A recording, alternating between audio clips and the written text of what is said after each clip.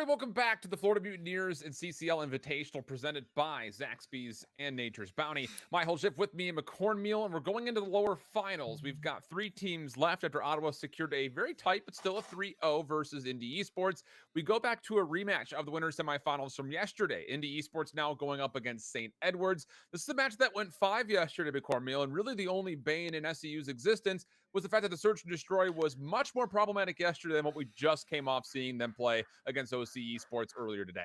Yeah, absolutely. And I think that came down to what Proper and I were talking about a little bit inside of that Search and Destroy is that they were playing more reactionary based upon anything else, but more so they seemed a little bit more confident in what they were doing in S&D Sure. compared to yesterday because although the Indy Esports roster looked good in S&D, against Ottawa, it seemed like they had no contest. So an SEU blue team that took an S&D off of Ottawa inside of the Summer Open comparatively to now where they lost both respawns to Indy Esports, you would at least seem to think that today, after a mental reset from yesterday, would be a little bit better for them overall, but we'll just have to wait and see until we get to that raid Search and Destroy, because more importantly, Checkmate is going to be our first map up here on Hardpoint, and that's a map that I think could be really polarizing for both of these teams. I 100% agree, mostly because for both of these two squads, I think a lot of the pressure that we've seen kind of been established over both the Summer Cup and as well throughout this debut here for Indy Esports has been largely sound from their AR line. The assault rifles for both sides have been very consistent, very good, and largely also the X factors for a number of moments throughout both the respawns and the searches that we've had. But for this one in particular, it's kind of weird to kind of lean one way or the other, it feels like, just simply because the last time these two teams had played, both of the respawns did go St. Edward's way, but one of them was in comeback fashion on raid. The other was a little bit more comfortable, but they were both 250 to 200 plus point differentials. So really what I'm getting at here is both these teams have showcased that they are very evenly matched throughout the hard points, at least in the one instance that they played earlier yesterday. Yeah, well, not only that, I mean, you look at that Indie Esports roster and what they were able to do against just Ottawa specifically in that last Best of 5 series. Sure, you can't really compare SEU to Ottawa in a lot of ways, but at the same kind of junction, Indie Esports, they only lost by about 45 points on a raid hardpoint. And that's where we'll go for map number 4 if we need to go the distance. And after what we saw yesterday, I kind of feel like we will have to get there in some sort of fashion. Again, I do think that does depend back to what we were saying beforehand on that second map and that Search and Destroy, specifically on raid. If SEU Blue is able to, take map number 1, say they play a good they play a good S&D today. Hey, there you go. There's map number 2. Then you go into a garrison control where you feel really, really confident about this series, and also you're trying to get back against Ottawa. Because I mean, in the interview with Thresh that Proper had, they said they wanted to get that rematch against Ottawa. They wanted to get back to them, and the only way to do so is to get to that grand final. So not only could you put down the team that put you in the lower bracket to do so, but then you get that shot against Ottawa and potentially 2 best of 5s. It's an interesting kind of dilemma when you talk about both of these teams and how they square up, not just because of when they had played yesterday, but what we've seen so far today. I still feel like the win condition is pretty synonymous with what they had last time around. For SEU Blue, you have to take at least one of the searches. You can't go and keep losing 2, 3s, and 5s to teams like Indy Esports. On the opposite side, for Indy Esports, you don't really want to bank on winning both the searches and a control. I think your win condition lies in winning one of these respawns, one of these hard points in particular, as we open things up in this first matchup. So I think a lot is going to be determined just off of map number 1 overall. If SEU Blue come out maybe a little bit colder here versus Indy Esports, that could determine the entire series, I think, in my mind, right off the get-go. On the other hand, you go to map number 2, if SEU Blue can find a way to actually keep that consistency we just saw out of their Search and Destroy, hey, maybe that's win condition for them. So I think these first 2 maps are going to be very telling as far as what kind of a series we're going to get, and maybe beyond that, how far down the road we're going to get into this series in particular. Well, it's going to be kind of interesting to see how things pop off, initially at the beginning at least, because obviously if you're into esports, you come off of a very confident map number 5 win against SEU, so you're going into this with a fair head of steam. But for the side of St. Edwards, again, it was kind of that what I was alluding to earlier with that storyline. You want to put Indy Esports down so you get that chance up against Ottawa. Again, right off the rip, though, it's going to be the Independence Community College with a 33-point lead and climbing as they're trying to go ahead and find themselves over towards P2 for the rotation. Absolute perfection so far. 40 seconds out of the 45 that's been essentially come and gone so far. I mean, they're about to pull 50 seconds here on this first hard point, and they've already forced SEU Blue to start spawning out. So Eons is trying to stretch over, but he's not looking for opponents. He was just looking for map positioning, and he gets taken down. So this is not good at all for St. Edwards. Absolute perfection for Indy Esports, and they're going to open up this second hard point with favorable spawns at least. You would have thought for a time, but Marcus actually does spawn out, so BK gunfights have to come through, and so far it looks like the Pirates are holding their own, at least for now. Relk in a 1 versus 3 essentially around the hill. Everybody was starting to push in on him, but Alessio now here around the corner. Eon's looking to push to the front of P2, but you gotta look for play number 3. That's gonna be Jazer, who's now coming on a long flank around, but through middle map, 2 kills go down. You try to force your way into the spawns. One-on-one gunfight here towards the front of the hill. Big Head's gonna have to back off, but Thresh is there. The AR shots over the top. So if you're into esports, you're happy because you were able to get back in towards the point, secure the spawns for time. It should be about 20, 15 seconds maybe in your favor that you're going to get. But at the same time, St. Edwards, they don't want to give that up right now because any points at this juncture, at least in this map right now, is going to be pretty much the world to them. I call this damage control right here for St. Edwards. I mean, spawning from the favored side, you give up 45 seconds on the first hill, and you do not have a favorable setup for the second hard point. It's just down to, let's just make sure this game doesn't get out of hand. They were successfully able to do that, but at a certain juncture here in this third and fourth hill coming up this next minute and a half, you really have to be in a position to start scoring somewhere, because if Indy Esports can actually stay scrappy through these next 2 hills, they'll put themselves at 100 points. And so far, it looks like that will be on the cards, as a couple of kills will come to the middle of the map. Plus, Zerk watching over this A lane, looking really solid to really soak up significant time here on the scrappy third. One of the things you talk about on Checkmate all the time is the ability to string hills together. If you're at St. Edwards, you're really experiencing this firsthand at the moment, but you know, there's still tons of time throughout the entirety of this map in order for you to get a little bit of a kickstart. St. Edwards, you know, you win your final match. Indy Esports, they come off a loss, and typically you expect to see at least that team that won their last match to really get off to a nice little kick of a start. And with Indy Esports playing the way that they are right now, they're just trying to, I guess, bounce every sort of possibility of that from happening off the table, so they can say, hey, you know what, we came here to play today. More importantly, we came here to win these these respawns. And to your point, Alan, already, one of the things that you said is the win condition is to take a hard point, take a respawn in general. Map number 1 would be a great place to start going into an S&D, where clearly you've shown that you're better. Been good so far. See how things unfold here as we get through the halfway point of this fourth hard point. St. Edwards doing a pretty nice job, at least keeping things contested, if not potentially just accruing more score as this hill goes on. And without that even in hand, you also have kind of secured a couple of kills to make sure that nobody from Indy Esports can play on the left side of the minimap. So all things starting to come back together here for SEU Blue, slowly but surely. 91-57 the current tally, 20 seconds of scrap time, and decision time here for St. Edwards. Do you want to just give this up, play for a favorable setup for 5, or do you want to try to contest and try to keep this Indy Esports crew somewhat honest? Looks like we're getting our answer. They'll play for the latter, but the former point that was made, they have kind of lost track of Marcus, who's in the backside for Indy Esports, trying to foil up the spawns. I was going to say, they might not really have a choice at this point either, because if Marcus is able to stay in the back, maybe just pick up maybe a 1 or 2 kills, you allow yourself the entirety of that south portion of the map to start getting back to P5. Yeah, there they come. So you get those first couple of kills. Sure, Thresh and Eons are there, but that's going to force the spawns to be close, because look at where play number 6 is. That's Kruk, who made a flank play all the way around to try and come up the street from the NASA spawn side. And what happens there? That just forces the side of Indy nowhere else to spawn. They couldn't have spawned over towards P2. They had to be towards that P5 hill, and now they have the numbers over towards the point, and more importantly, they got the hill time. Yeah, I love this position from Alessio. Even if you don't find eliminations cleanly, you can at least contest any reinforcements from coming from the front. But the problem is Eon's also slipped through into the back. He's on the left side of your minimap, and he's just providing distraction in towards the spawns. He's actually successfully blocked and now flipped. But all that said, I mean, this is all okay, but it's at no point you really are looking at this saying it's good for St. Edwards. 133 in the score for Indy, and every single moment they start to get contested, the biggest difference maker is the fact that they're finding ways to still win on the objective. The routes taken in this game, mostly by Marcus so far, have been a huge factor of why Indy has not only accrued themselves this big of a lead, but now lead by 80 points and have themselves already back in towards P1. It's going to be a 1-on-2 gunfight here up towards the top, but really what you'd love to see is just a more methodical, passive play from Indy Esports. Make sure you get at least a contest time here up top. It's where the side of SEU Blue can't really start to make a comeback off of some of the points they gather, but also just keep yourselves back. Set a couple ARs up over towards P2, maybe on the forklift head glitch. Just keep them out of the middle of the map. Make sure you secure yourselves P2 spawns, and then go ahead and maybe try for the last couple bits of scrap time if you can. Yeah, the luxury of being in leader's advantage at this point going into the second rotation is that you can play a bit more conservatively and just play safer. Wait for the perfect situation, which Big Head may have just opened it up for him. He finds 3 inside the hard point. That's for scrap time, but more importantly, it also stalls SEU Blue from finding any success over across the map. Realistically, for the Hilltoppers, they need to make their way through the first hard point point and start to threaten the second hill if they wanted to make a comeback happen sooner rather than later. That is now off the table, at least for the time being. A couple of kills late into this first hill will at least allow an opportunity for St. Edwards to move a little bit faster than what was normally anticipated based on how the map was forming. But it's just one of those things that Indy Esports have such a good, solid control setup here for the second hard point.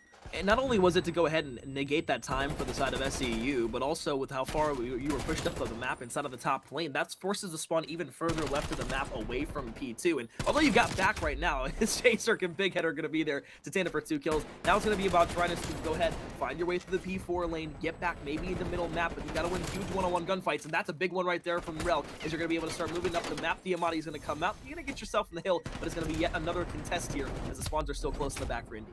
Big plays required right now for the Hilltoppers. 18 seconds to play. Spawns are in their favor, so it's down to can you cleanly get through this scrap time, make sure that you can soak up these 13 seconds. Then, of course, you need to find an exit. That's the other big question now being asked. Alicio, the first one forward for the Pirates, just trying to watch the exits closely towards this plane staircase.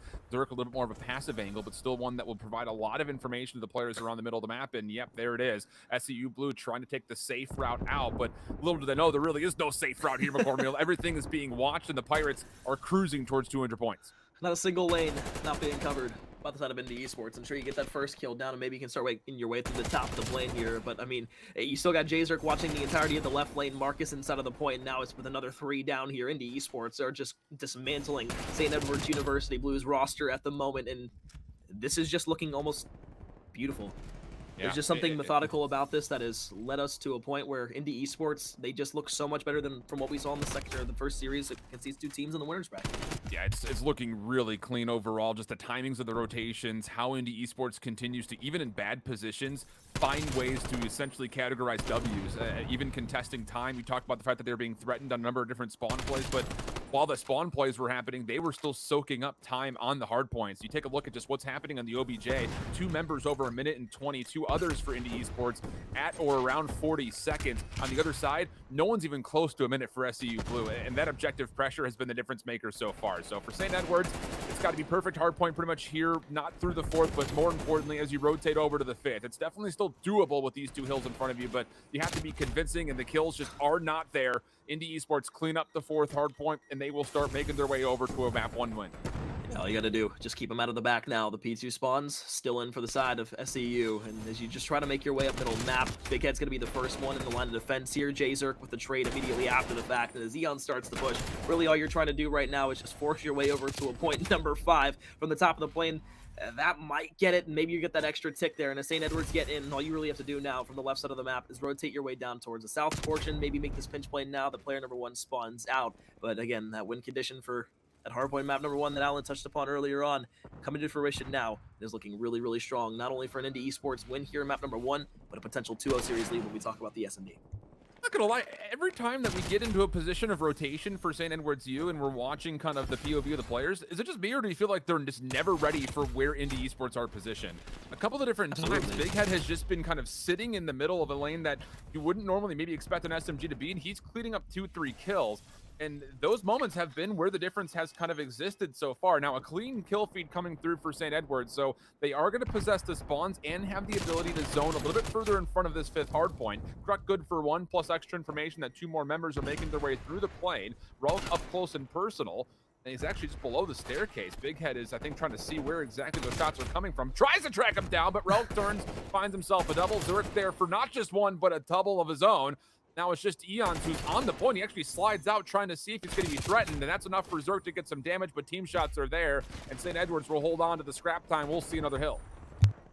Luxury right now for Indy. You don't even have to push the old hills. You can just set up on new. You can get 5 or 6 seconds on each of the next 2 hard points, and it's not going to matter. But with 5 seconds left, Indy Esports has no competition, no contention towards the top of the plane, and that'll be a map 1 win that'll bode well here in our losers finals.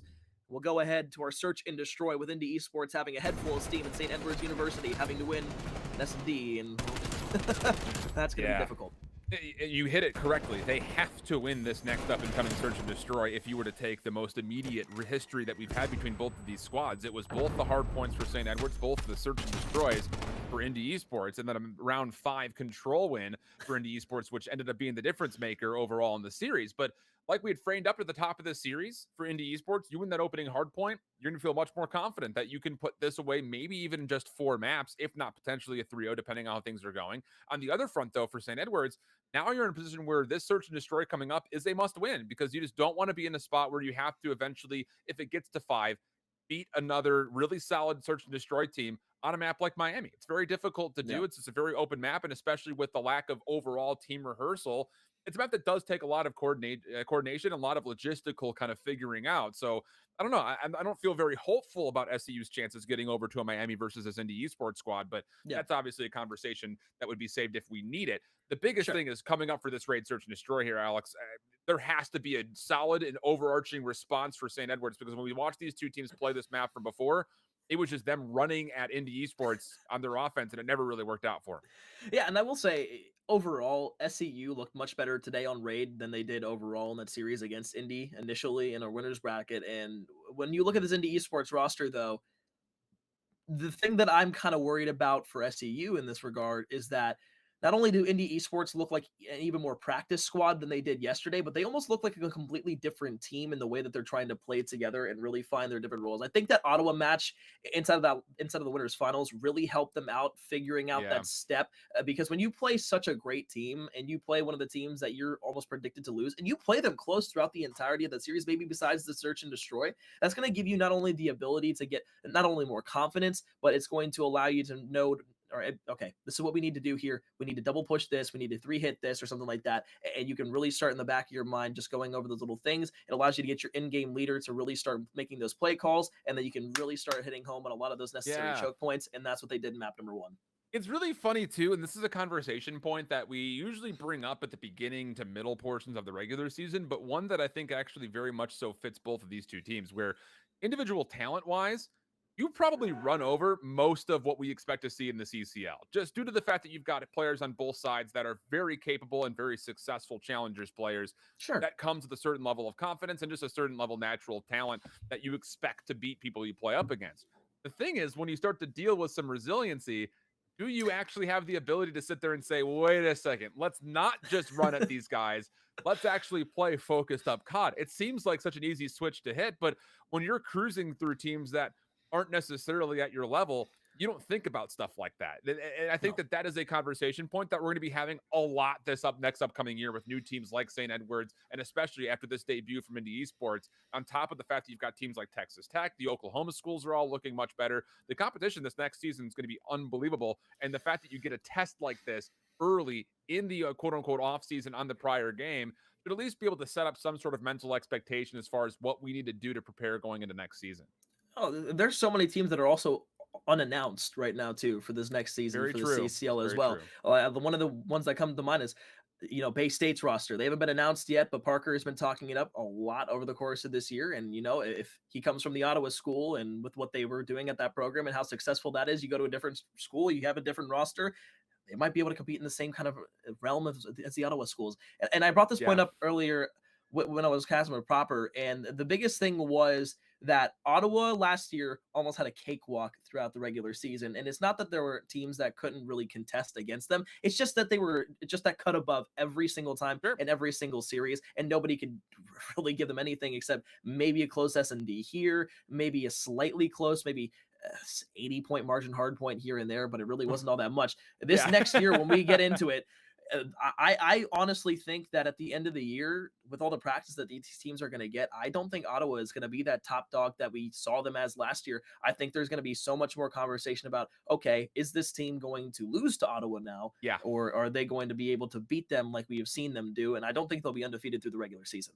Yeah, I think that there's still an expectation that they will be one of the strongest teams, but I think you're right. Kind of we had the same instance when we talked about Texas A&M Maroon coming off of the Modern Warfare year with the expectation that they would still be playing in Cold War, that they would not be getting a cruise control. It's one of those things, and the motto that kind of refrains over the top of all of this conversation is we're going to get to a point where hard work will beat talent when talent chooses not to work hard. And I Sure. think that's probably going to be pretty accurate as we get into some of those key matchups with some of those former big schools that we kind of had through the Modern Warfare and Cold War seasons. So let's still get into the search and destroy. Though St. Edwards still getting aggressive over the A site. This is something that we saw them continually do versus Indy Esports. where ICC just wanted to play the middle of the map. This time, though, Thresh does get in a good position, finds a follow-up elimination in the same time as one other of his teammates. That will mean that we're in a position where it's Alicio 1v4 and defuse required. You got to push out of art first. Everybody in the ARs are just all pointed towards you. You got player number 1 Neon's just playing slow over towards Zigzag. Everybody's starting to push up the map. I mean, hell, he's going to jump off the map. You know, that's probably the smartest idea there. You don't want to feed streaks. You don't want to feed anything else. You end the round quickly. You can just start thinking about round number 2. But I think the point that you brought up with that quote specifically was more or less that can almost be applicable in this series, at least through map number 1, with how good we saw the side of Indy Esports come out against SEU inside of the hardpoint. Because, you know, although it doesn't seem like a lot of time overnight, you can easily go back, you can watch some VODs, you can start to talk up about what you want to do. And if you're able to do that before the next day, knowing that you're probably going to play the same opponent again inside of the losers finals, or at least some sort of point inside of that losers bracket, especially going up against Ottawa, the top dog, like you want to win that match, don't get me wrong. But going into that matchup, you're still thinking, okay, we're probably going to lose this. If we play SEU again, we need to be prepared for them. They were prepared in map number 1. We'll see what the adjustment here is for round number 2 of the S&D. We'll see how things unfold this time around as Indy Esports will take a route pretty aggressively towards B. Problem is they did lose one of their kind of more defensively minded players over the middle of the map, so a lot of room to work with here for St. Edwards as they try to work their way potentially around the back side here. And they're trying to make a play through quickly, and they find it just as quickly as it unfolds. So very convincing stuff here from SEU Blue. I know our logos are a bit backwards. The names, though, are correct for you guys. And my goodness, those are 2 very complete, very controlled rounds for St. Edwards. I really think it comes down, I mean, not only getting those first bloods, but then after getting those first bloods, everybody has started to collapse from the side of St. Edwards every single round onto the site where they get that first blood at. So nobody not only can escape from there, but also at that same time, they don't allow an opportunity for a rotation over towards a different bomb site or even an ability for a trade. So every single round has been flawless so far from the side of St. Edwards University. And as we continue to look here inside of round number 3, back on the offensive try is going to be Indy Esports. This time, though, my question is, do you go out for an all-on-A assault, or do you try to maybe switch things up just a little bit and go over towards B? But they're going to try to take this route right through the middle of the map, and Indy Esports is the first one to kind of bulge, as they will actually try to fully stack over towards A. They'll have to play retake, not just to B, but more importantly, up into the middle of the map. I mean, Alicio's going to make an early rotation, but if expectations are that he's got a sub, there's really not a lot that he can do here. That seems to be maybe the case, as his teammates will start to flood around the back with him through jungle. Not sure how much Relk is going to see here on rotation, since they are taking a passive angle. And yeah, this is going to be a 3-man stack here for SEU. And it does not look like necessarily that ICC are actually expecting how far forward they are. Eon's Kruk for 2. Alicio trying to respond. He does have a Krig in hand, but he's now once again left by himself 1v3. And that's so difficult, too, in that situation where you're looking over the cutout side. You've got the entire water angle in front of you. You're just trying to make sure you can't get picked off, after, just like those first 2 rounds. And at the exact same time, well, where's the bomb being planted? Directly in front of you on the bomb site for you, not just on the other side or inside of that little crevice that you can get to stretch the angle. So if you're Alessio there, it's just unfortunate timing, but more important than anything else, it's another quick round from the side of St. Edwards where they get those first couple of bloods. Sure, they lose a life for the first time here instead of the S&D, but you still have Thresh on a 5 spree and Kruk starting to work things out on a 2. Indeed. Clean. 5 in a row for Thresh. 4-1 for Eons. Relk, happy to be here. Really nothing he's had to do yet. ICC making a play through the middle of the map. Needs to free up any players over towards kitchen, but again, the defensive pressure has gotten not just on, but through the A site. Marcus looking to find at least one elimination. This would have to be a trade on a Kruk, and he cannot find the final shots to do so. So 4v3, Marcus still playing for the red dot chase onto Kruk, but it's Eons who snuck around the back, and where in the world is ICC? They have 1 kill through 4 rounds. The big thing about the S&Ds yesterday was more or less Thresh and Relk both having relative struggles inside of the search and destroys. Today, it's been a lot different because Thresh has been on a mission more than anything else. But, you know, even if Relk is quiet for a few rounds, like we saw earlier inside of our loser semifinals matchup, Relk had the ability after being at a 1-5 start to end the game on an 8 spree and then finish at like 9-5 in a round 11 win. So when you have Relk struggling a bit in the beginning of the rounds, you know, you're not necessarily saying, okay, this is a bad thing, but those struggles, if they're consistent throughout the entirety of the game and he's not able to turn it around, that's really what loses St. Edwards University, these S&Ds. But if Thresh can continue to play the right way, Kruk and his teammate, in Eons, they can all play at the level that we know they can. It's a team that it could be streaky in S&Ds, but if they get it down, it's going to be almost impossible for a team to stop them. Yeah, and a lot of the problems they had yesterday was that it was a lot of the SMGs moving forward without letting the ARs getting set up first. Thresh was kind of a non-factor on this map yesterday. Obviously, he's a huge factor today. Struck able to find the bomb planted quickly, but will fall same time as Thresh. Relk still up top in a power position by top bedroom, and now Eon's looking to make a play over through the middle through open stairs. And goodness, the timing of this pinch could be unbelievable, but he loses Relk and Big Head, very aware of the timing, turns, finds the second onto Eons, and finally, Indy Esports find themselves on the board. Came behind that first blood. They get back over towards the site. The pinch doesn't come through, or at least it did, but unfortunately, it just was Relk not being able to find that first blood over towards the bedroom side. And that really just kind of opened the door for everything else. Once you get that retake over towards that B side, when you have numbers, it's extremely difficult, especially when you're playing so far stretched out apart between the two players on the side of St. Edwards, that when you eventually get back to that site, you know, either A, the bomb could already be getting it infused, but also you got to worry about exactly what just happened there. When three players get aggressive, they watch both angles that they know that you're going to come from where the bomb is planted, and it's going to be a GG from there on out because they sniffed out every angle, they looked for every crevice, and they knew that nobody was on their side of the map. There we go. A lot still left to be done here for Indy Esports, and you need to do it here. You feel like string together 2, if not 3 straight rounds, put this into more marginal numbers as far as how the rounds are going so far. More aggression from both the SMGs for St. Edwards defensively, this time right over the top of the ring. Thresh is not in a position to help out, though. He's still repositioning over to top laundry, and that will be enough for a 2-for-1 exchange, and Thresh is tagged away from this window area. So Big Head's going to have a huge opportunity here just to push and plant if he wants to, but they're a little bit delayed on making this call, still trying to get Zerk and Alicio set up where they want. Well, at least it's not for nothing, and we actually see rotation starting to happen here from Indy Esports. I was hoping we'd see that eventually inside of this Search and Destroy, and we now do.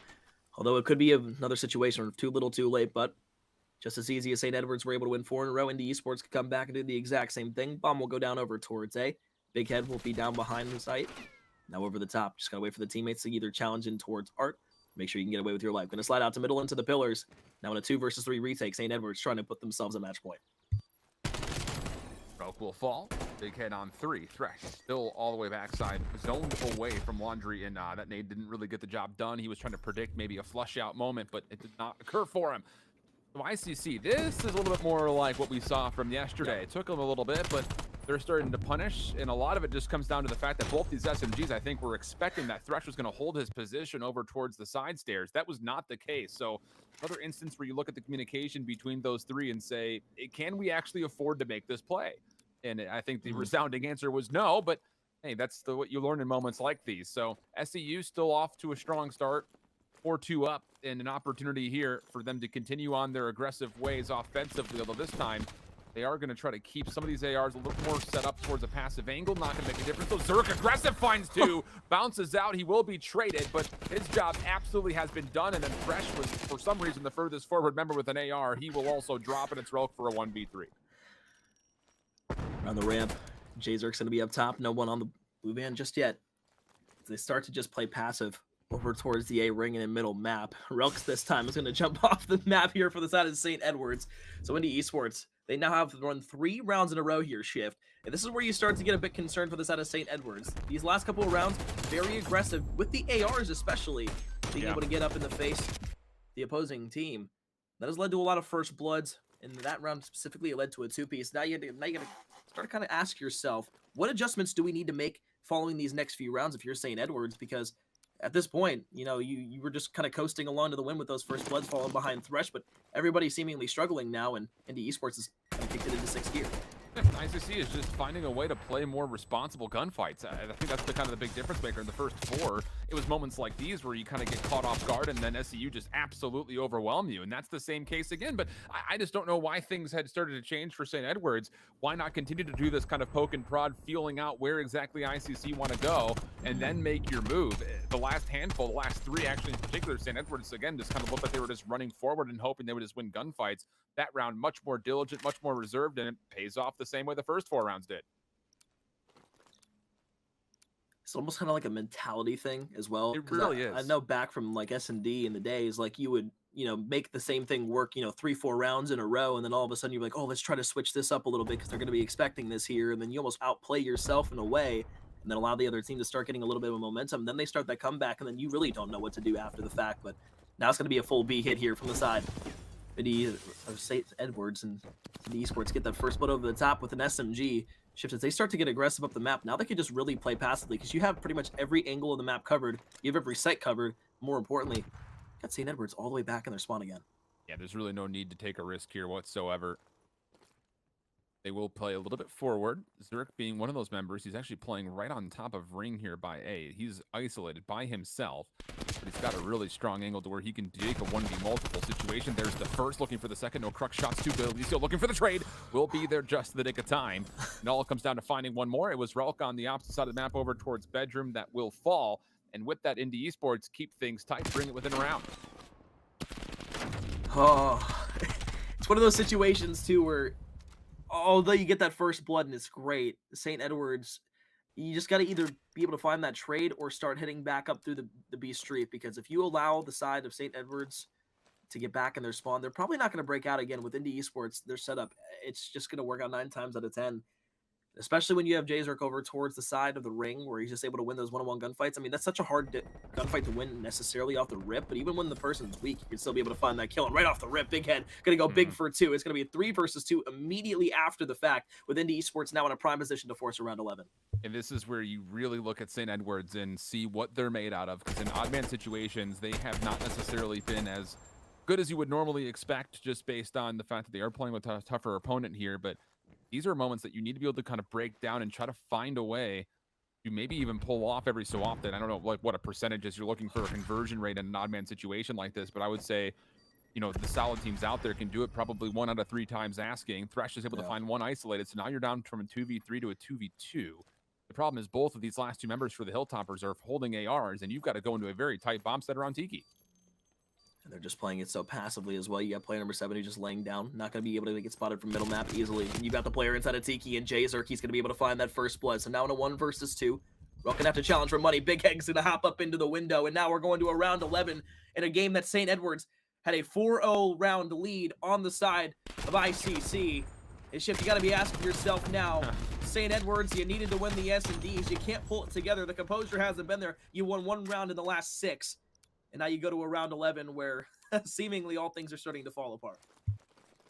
Man, what a turnaround. Now Big Head's on 5. Really don't feel like streaks would be earned, but if he were to somehow find 2 kills and the bomb gets planted, that's win condition in its own self. But he's going to play by himself, just baiting things out. Trophy was down just in case any incoming nades were coming through. That would at least provide some distraction from SEU, but the double nades being thrown out also has 2 members stacked up backside laundry.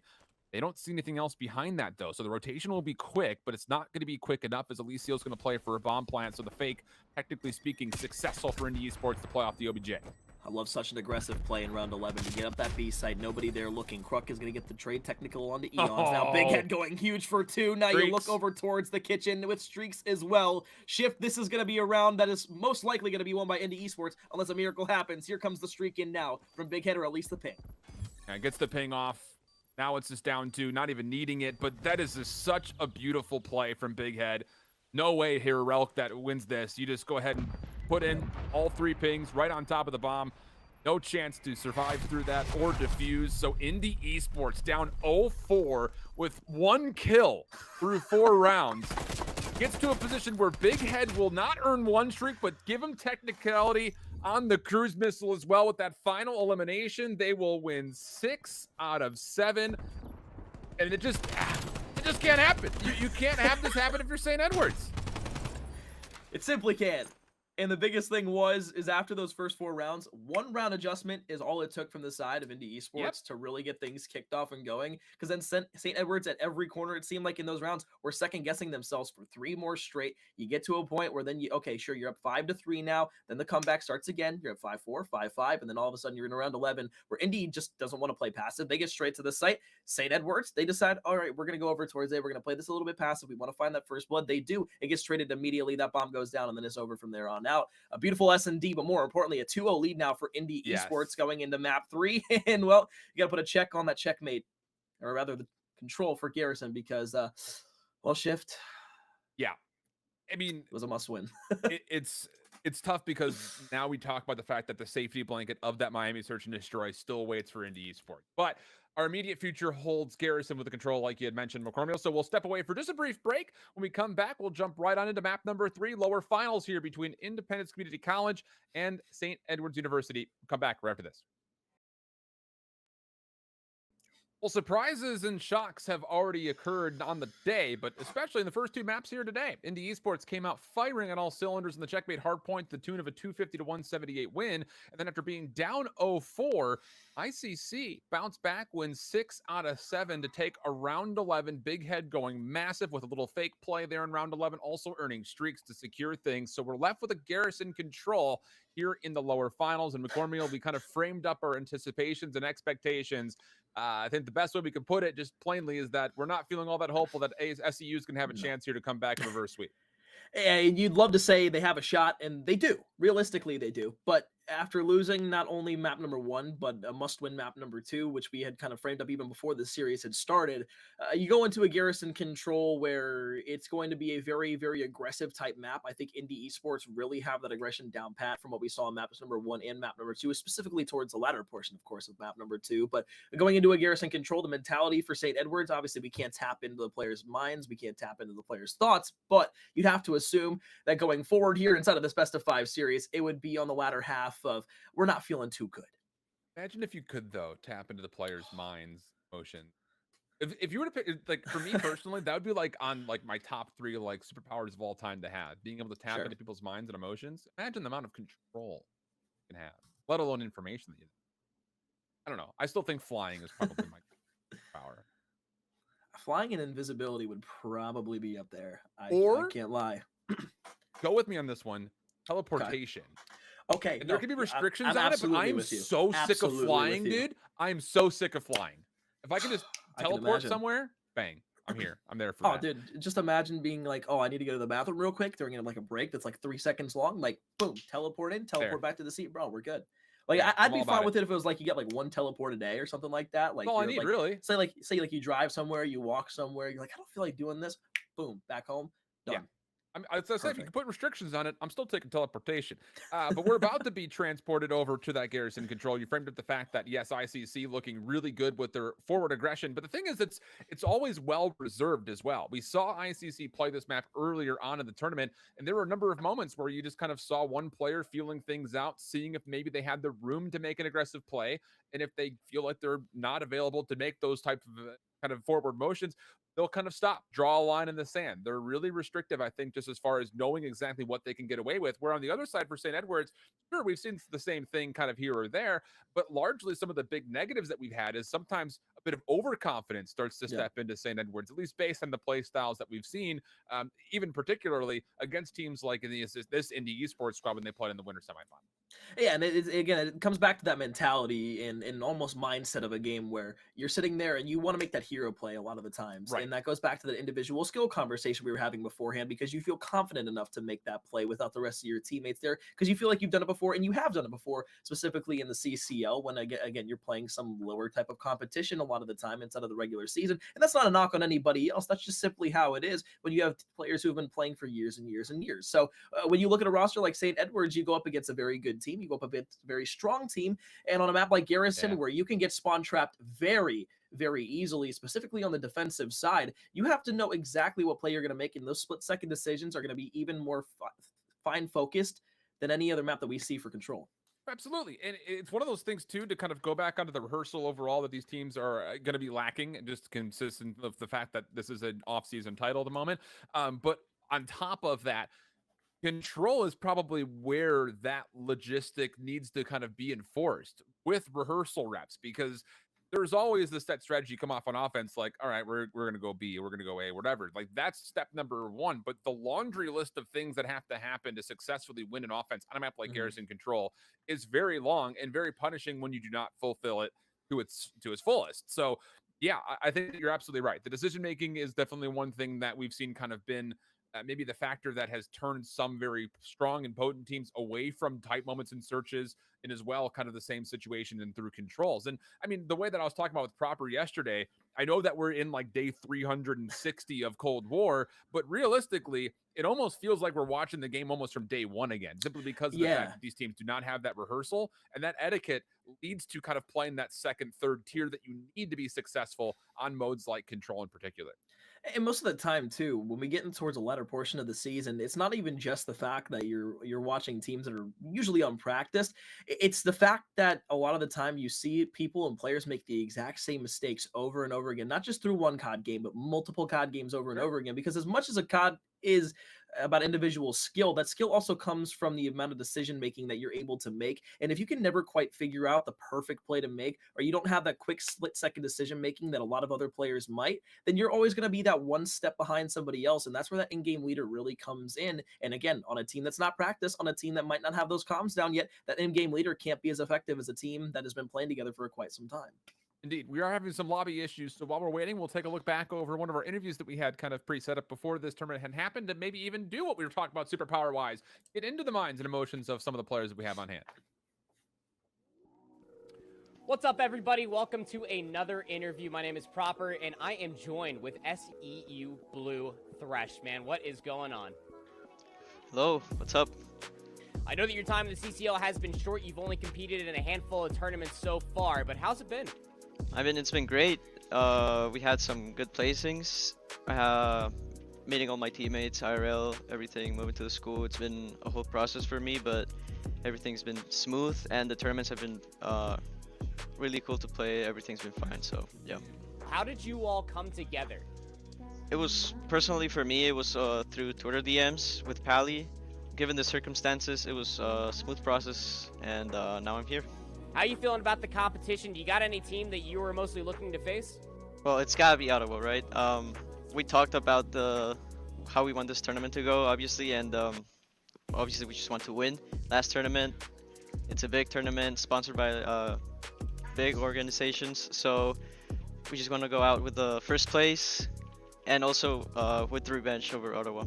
How do you balance it all with scrims, schoolwork, on top of just playing eights or just getting scrim blocks included? It seems like a lot, but how do you manage it all? It's just all about being on time, managing your time correctly, and not procrastinating. So like, if you have a time for something, you have to be there and do it, because if not, it's gonna stack up and you're gonna lose track of time. You're not gonna have time to do this or do that. So I've been doing a lot of just organizing my time, and also save some time for meditation, all that stuff, mental health. So I'm at the top of my game, and obviously just in general in life. SEU next focus will be blank. Winning. Solid answer. What about Thresh? What's Thresh's next focus? Success. Nice. Solid answer. All right, let's go ahead and wrap it up in a beautiful bow here. Thresh, you got any shout outs for me for your team, the college as a whole? It could be anything. Who you want to shout out? Yeah, shout out to the college for getting me here, helping me with all the process, to my teammates in the CCL, and my homies, Vita, Obed, and Nando Infinite, real ones, and yeah. Awesome. Well, it was a pleasure to be able to hold this interview for you, Thresh. Good luck in this weekend's competition. Thank you. Welcome back, everybody. Yeah, so more insight there from Thresh just overall. I know that everyone's very excited, at least from, our end, just to kind of see what he's going to be able to provide coming out of the Latin American scene, now having a chance to play in the North American region with this pickup into the CCL. Really heads up play, I think, just overall, giving Latin American players a chance to actually have that realistic platform to compete. And it starts here with Collegiate COD, and you kind of hear his excitements and anticipations about the squad and just the overall vibe going into the season. But here in this particular match, Alex, again, a lot left to do, and it has to start with a good, solid Garrison control. And I think a lot of the problems that we've seen from St. Edwards is kind of that maybe manipulation between their frontline SMGs and what's happening in the back line, because there are some times where the ARs are more forward than they'd like to be, or on the other front, the SMGs don't have the help from the AR line that they normally expect. And I think you make a really compelling point there as well, specifically when we go into a control, because in a hard point, you can kind of get away with it. And in S&D, you can kind of get away with it, just getting up and aggressive, being able to play those Yeah. peak angles. But in control specifically, where everybody has to be on the same page, that's why a lot of teams typically will lose the control mode, or that's kind of their worst game mode, because you always have to be right on top of one another, or at least being in a position to get those trades. And right off the rip, already Indy Esports, they get 4 sent down. But St. Edward's University, they're on the defensive side. So you would like to see maybe a little bit more aggression come out from the side of Indy Esports as they're getting pushed up on offense. Almost trying to clear these lanes though diligently, and they're very unsuccessful in doing that. Relk will be chased down. Good awareness there from Zerk to notice that, yeah, Relk's an AR player. I should be able to at least take this face-up 1v1 and neutralize the middle of the map, but it comes at the cost of a lot of time. Just 33 seconds left on the clock here. ICC need to make a play, and it needs to find some legs to run on here sooner rather than later. And there's really not enough really happening around the map to signify that that's going to happen anytime soon. 22 seconds now on the clock, 24 playing 19, but the biggest adversary here for the side of ICC will be that clock overhead. Yeah, this is the swing mode that we saw St. Edward's be able to go ahead and best the side of OC on earlier on. And, although it looked a bit scary at times, they still were able to find ways to close out rounds. And this is one of those kind of things that you have to start thinking about here, specifically when you still have Indy Esports pressed all the way back in their spawn. Everybody's been firing on all cylinders. Alessio might be able to get to the point for a bit of time, but well, maybe you get a little bit of an out right there, but you still only have 5 seconds to work with. And even if you capture the entirety of the B zone and you capture the A zone, I mean, you're working double progress here. So, hey, if this splits the defense, maybe there's a chance for the round win, but it's got to be very, very, very, very well put together. You have to know, if you're St. Edwards, that even if they get 60 seconds here off B, it's not going to be enough to win at A. Especially if you can just make sure Zerk doesn't find 2 ticks of progress. He comes out, finds a second elimination. Wait a second, looking for the third. Not going to happen, but stopping the clock now is Marcus over towards the B point. Not a bad play from Zerk. It just may have been a dollar late and a day late, dollar short. Dollar late and a day short. I don't even know what that would look like, but could potentially be something we start to investigate. 1.8 seconds, second tick of progress on the way here. And again, for St. Edwards, don't get too risky here. I know you want to put this round away right now, but if you don't find the kills, be careful, because a quick rotation to A could still be on the cards. This time, though, Relk, Eons lock things up. The extra 60 seconds secured, but a 4-life lead still exists here for St. Edwards. Alessio might have been able to get that turnaround there. Could have been able to work back over towards the A site, but now that everybody from St. Edwards has started to push back up on towards the satellite area, more importantly, the catwalk that leads into green, you got to start thinking, with only 45 seconds left, it's still very doable. It's about 2 to 3 pushes, maybe a third push in there, but at least 2 solid pushes. But you're starting to push in through Cobble here, and this is where the flank really has to pay off, because you have to at least find 2 kills before you can push onto that point. Putting pressure on the lives would be good here as well for Indy Esports. Eon's well found to get a second elimination right over the top of the site. Good help coming through from Relk, and Thrash the ARs stepping up when they need to most. 20 seconds on the clock, but this will likely be a round that is determined by the last 2 lives for Indy Esports.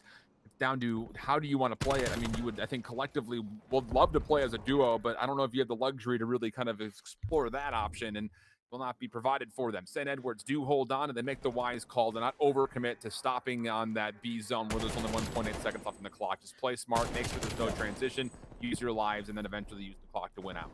I will say the end of that round did show me a lot of potential from the side of ICC going a little bit further into this game, specifically when they get back on the offensive side, because although maybe at the beginning they were getting outslayed and that came off of a bad break-off, maybe they get a good break-off on the offensive side, you get over towards B, get over towards A, maybe you start making that work, you put more time on the clock, and that pushed all the way through the back. Although they got 3 shut down, they were still working against the clock and had low lives left remaining anyway, so they weren't really confident. They were just trying to make a desperate play. So if I had to say anything, a lot of potential that I saw there from the first offensive round. Towards the end of it, of course, though, on the opposite side, St. Edwards, they looked extremely good there towards the beginning. They still look good all the way through the end. They maintained the life advantage, they maintained the lead, and more importantly, they got that first round win, which they desperately needed. Guns over the top through green, not going to find the elimination on the Zerk. Holds on for what could have been a potential play for the Hilltoppers to make some double progress happen of their own here on the offense, but Relk on 3 in a row, wins the final 1v1 to secure at least 1 tick of progress at B. Not sure what he was trying to hold on to there to alleviate some maybe incoming shots from Zerk, but he's not able to stay alive. So all they get is 1 tick of progress.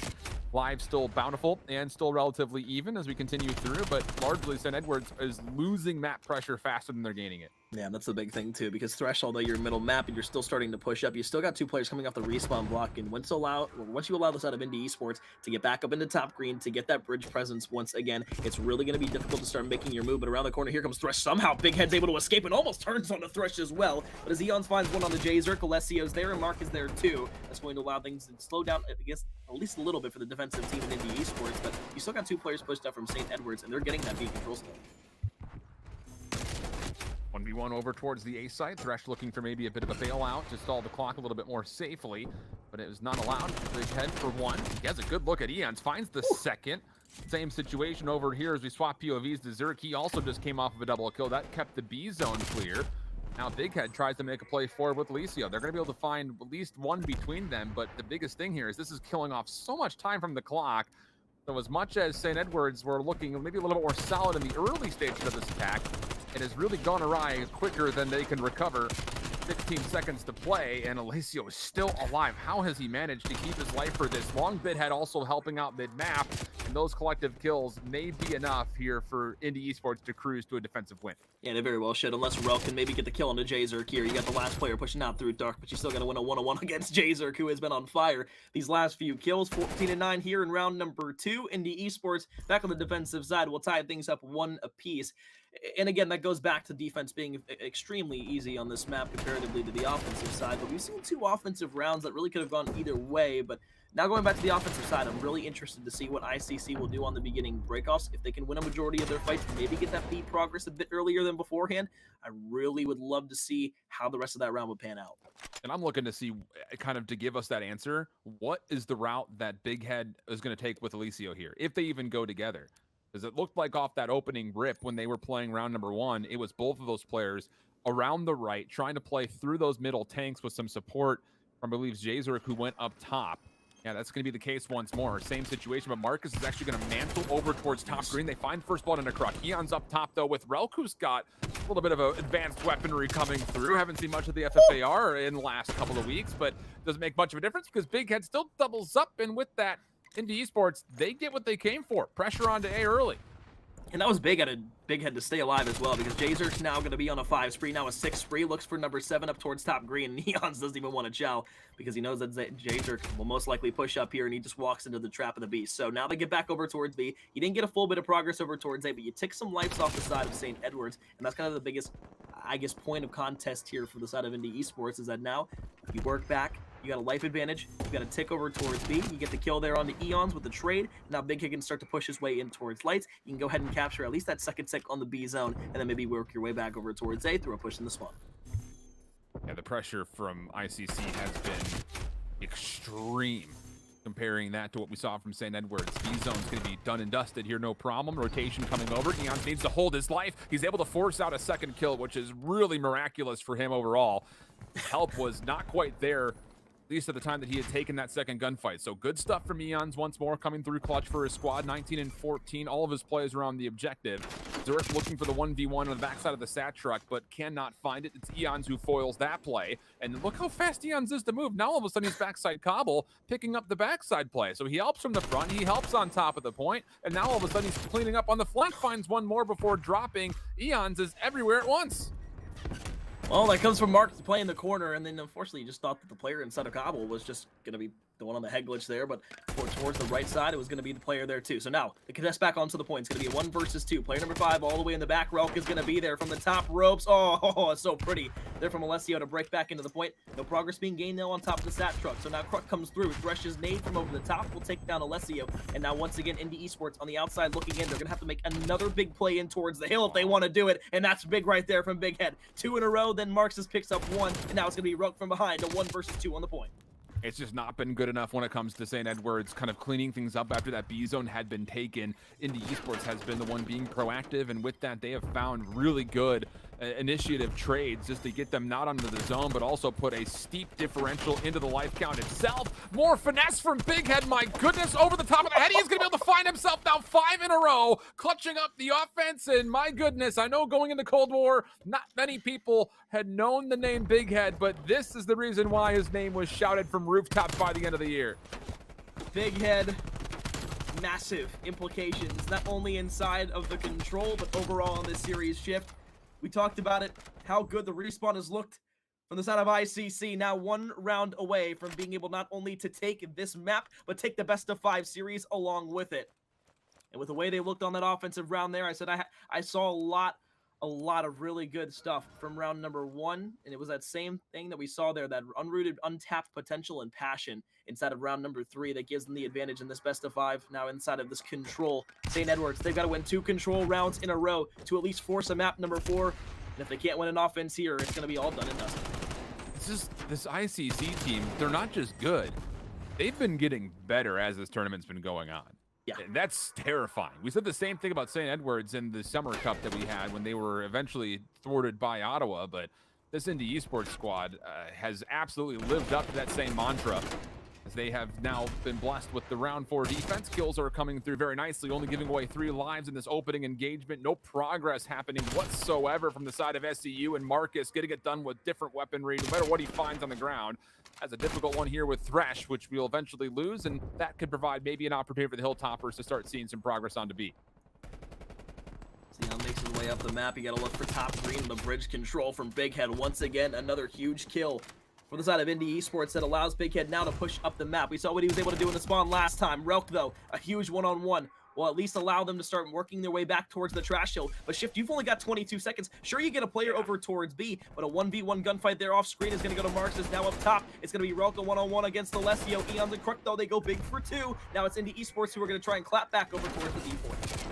Yeah, you have to be perfect here if you're St. Edwards, just to get onto this B zone with conviction and hopefully be able to complete it faster than you might normally expect when it comes to a garrison control. And so far, they're actually living up to that pretty nicely. Marcus, Big Head working over the middle of the map, have been able to at least find 1 elimination. Big Head looking for more behind that in square.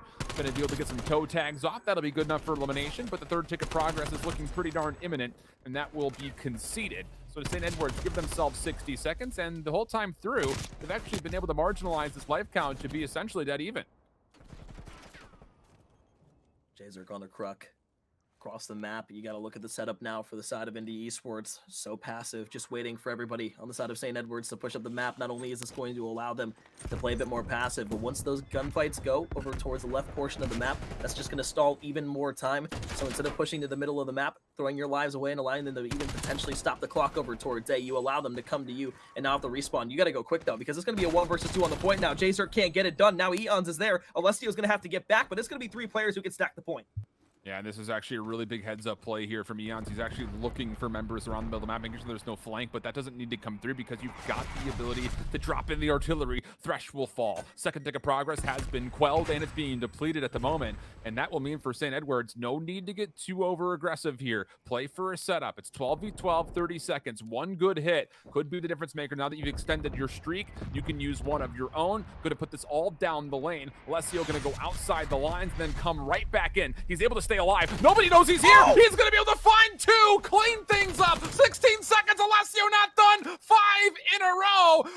Unbelievable. The police line says, do not enter. Alessio says, I'm undercover. Gets out throughout the artillery, finds himself 5 straight, and very well may have just secured a 3-0 for his squad. 1 more hit for St. Edwards. Alessio not done yet with 6. Kruk and Eon's last 2 members, and it's Big Head to shut him down. Indy Esports 3-0 St. Edwards to make it back to the grand finals. That was one of the greatest plays I think we've seen throughout the entire, not just from the CCL, but from Challengers, from the Pro League.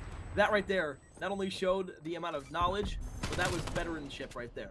You jump out of the map, you wait a few seconds to jump back in, you get behind 2. They think the point's completely cleared. They were like, there's no shot anybody's going to be able to survive through this. That right there from Alessio. Unbelievable. Was incredible. And I say that with the utmost honestly, I'm impressed. I'm just impressed.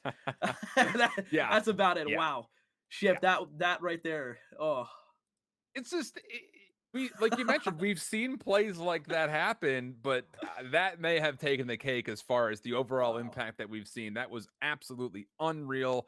And with that, the Pirates, they secure a 3-0. So now that brings them into the grand finals with an immediate chance at revenge here. versus this Ottawa squad who just came off of 3-0ing them themselves. As we mentioned, that it was pretty close to the respawns. The search was not. Where's your headspace at? Just kind of looking at this Indy Esports squad as far as what they might need to do if they want to try to beat Ottawa not once, but they technically have to do it twice. I think number one, the most important thing is the map choice that they go into that series with. I think if you play on your best maps, or more specifically, you might be maybe try to. Well, actually, I was going to say maybe try to take them to a checkmate, but then I remember noisy airlines is a thing. So maybe let's not do that specifically for map number one. But maybe take them back to raid. Learn from some of the mistakes that you made. You played really, really comfortable on that. But more importantly, they were able to break Ottawa every time that they were rotated to new points. It was just Ottawa being able to get a little bit more time overall throughout the entire map. They only won by about 45 points. So, I mean, it was a still really closely contested game. But inside of the search and destroy, that's where they need to make those adjustments. And I think if they can do what they did here, specifically coming back down 4-0, they get off to maybe even a quicker start. I think that really opens the door to big things for them. But overall, inside, I still think Ottawa is the clear favorite here after what we saw from the first best of 5 series between both of these two teams. But if Indy Esports can take that first respawn and then maybe carry that momentum into the S&D, that's when things really start to shape up. But it's all going to be about taking that hard point for map number one.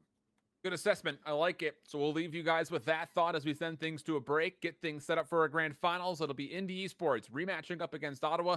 We'll find out how things unfold when we come back after this.